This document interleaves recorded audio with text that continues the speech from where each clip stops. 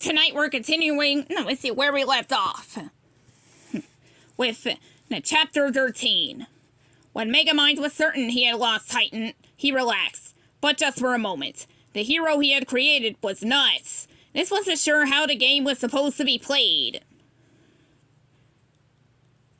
This wasn't how the game was supposed to be played. Rephrase that. Megamind had to turn to someone. But who? Minion had left him, and Roxanne never wanted to see him again. Roxanne. It was worth a shot. Megamind and his brain boss headed over to Roxanne's apartment and rang the bell. Luckily, the reporter opened the door. Titans turned evil, Megamind said as he rushed inside. So you came here to hide?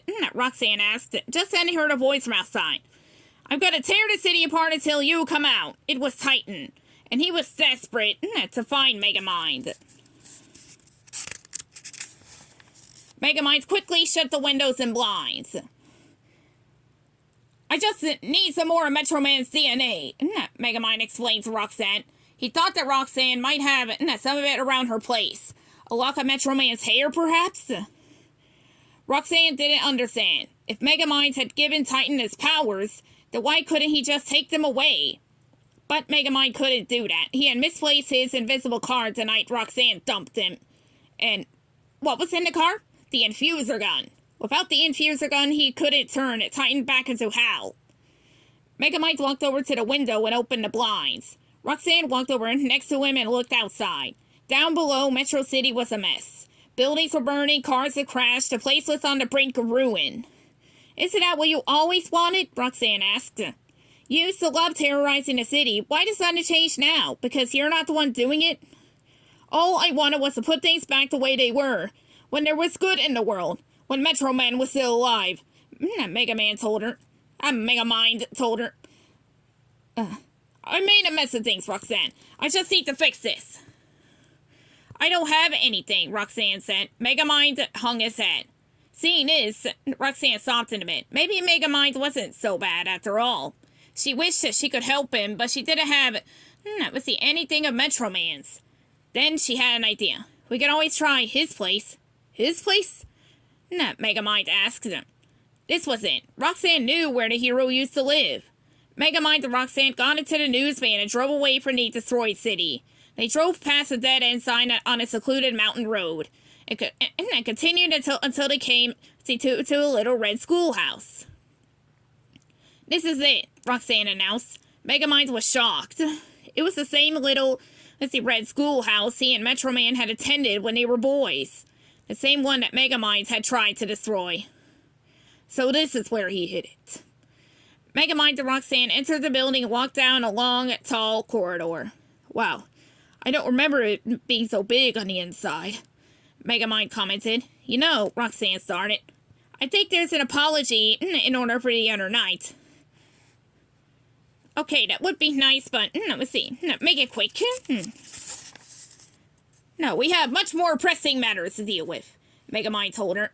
I meant an apology from you, Roxanne exclaimed. Oh, right, Megamind said.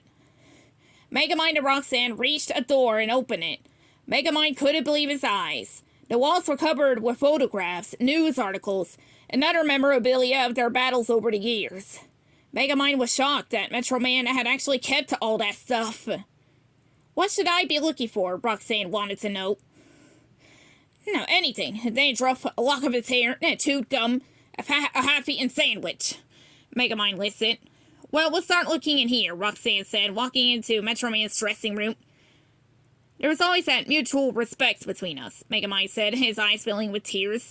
Inside the dressing room, Roxanne looked around. Suddenly, she found something. A single strand of hair. She called out for Megamind to show them what she had discovered. Megamind rushed into the room wearing Metro Man's old cape. Stumbling over the cape, he tripped and fell, landing at Roxanne's feet. Then, seeing the strand of hair, he picked it up and said, Fantastic! This will be just enough to create a new hero. Just then, he heard the buzz of a power tool and laughter. It was coming from somewhere inside. Metro Man's schoolhouse. Suddenly, a secret door opened, and in walks Metro Man reading a newspaper and shaving his face with an electric sander. Metro Man was alive! Chapter 14. You're alive? A stunned Roxanne asked. You're alive? An equally stunned Megamind echoed. I'm alive, Metro Man confirmed. Roxanne couldn't believe it. After all, they had seen Metro Man's skeleton. In her mind, he was 100% dead.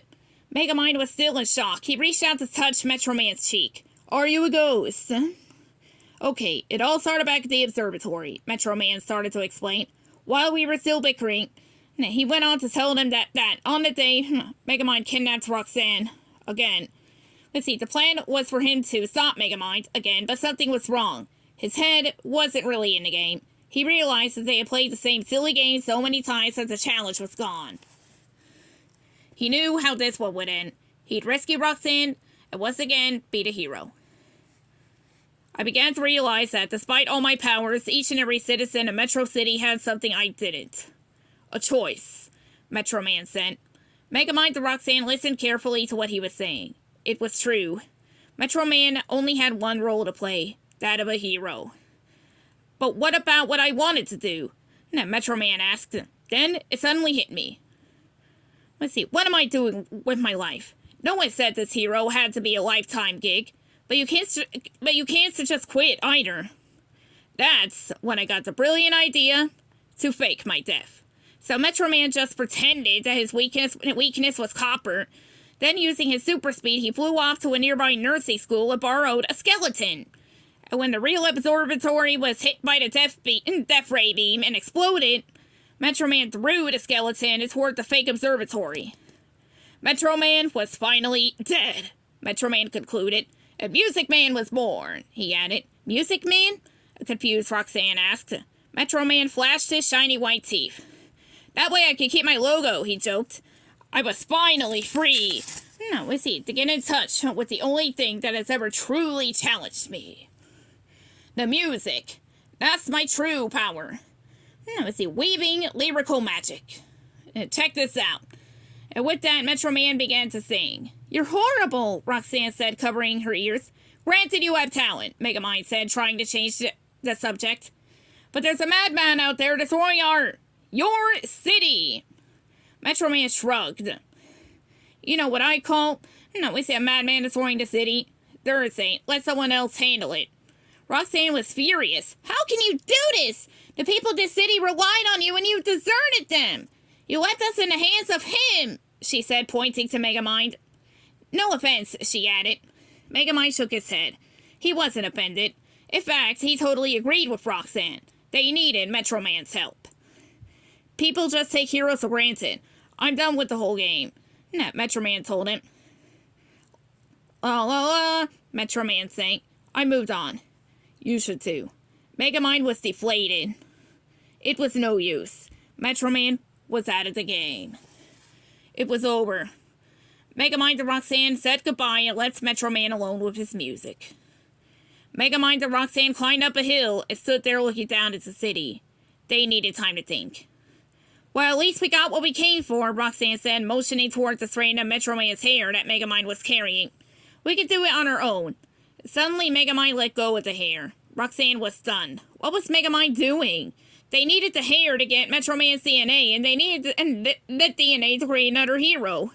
A real hero. Now what were they going to do? It was a stupid plan, Megamind told her. They've all been stupid plans. Roxanne didn't understand. So that's it? You're just giving up? Megamind turned to face the reporter. Did you hear that in there? Nah. My entire criminal career has been a joke, with me as the punchline. I can never defeat Metro Man. How could I possibly defeat Titan? But you never give up. Roxanne insisted. Even when you have absolutely no chance of winning, it's your best quality. You need to be that guy now. Then you might want to find someone with a better, batting average, Megamind told her. I'm the bad guy. I lose. I always lose. Like it or not, the city needs your help, Roxanne stated. We don't need any more bad guys. What we need right now is a hero. Megamind shook his head. Don't you get it? There are no heroes, Roxanne. No real ones, anyway. You're wrong about that, Roxanne told him. I'm going home. Where I belong, Megamind declared. And with that, he turned around and left. 2 chapters, 1 video. To be continued. Night, kids.